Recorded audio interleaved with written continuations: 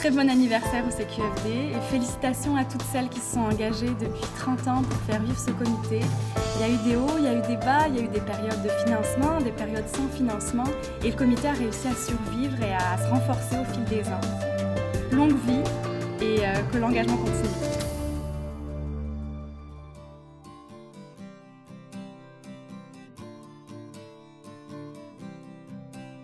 On était dans une période vraiment très intéressante internationalement. Il y avait des conférences internationales, il y a eu la conférence sur les droits de l'homme, mais il y a eu une conférence sur la population, une conférence sur les questions de droits des femmes. Alors à ce moment-là, on faisait le lien entre l'ici et l'ailleurs, tout en essayant toujours, c'était notre objectif, d'outiller les membres de la COSI pour pouvoir prendre cette question-là de façon beaucoup plus concrète.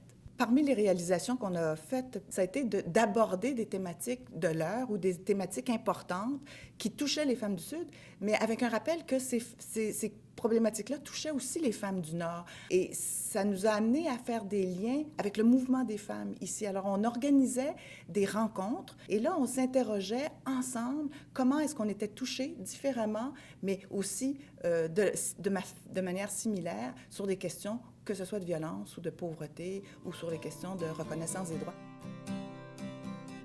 Pendant les années où j'ai coordonné le Comité québécois Femmes et Développement, une des principales réalisations, ça a été la participation très active du comité à l'organisation de la Marche mondiale des femmes de l'an 2000, qui était une marche mondiale contre la pauvreté et contre la violence à l'égard des femmes. Pendant les années où j'ai coordonné le Comité québécois Femmes et Développement, il y a eu plusieurs réalisations. Une d'elles, c'était la production d'une trousse de formation sur genre et développement, qui a été ensuite accompagnée de plusieurs formations données aux membres des organismes de coopération internationale pour les amener à avoir des outils qui leur permettent de tenir compte de l'apport des projets pour les femmes.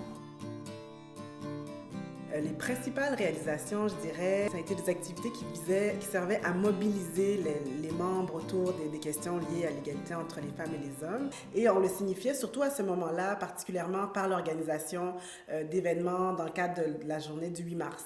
Une autre des réalisations du CQFD, ça a été la réalisation en 2009 d'une conférence internationale qu'on a intitulée « Conférence pour l'égalité entre les femmes et les hommes dans la coopération canadienne et québécoise ».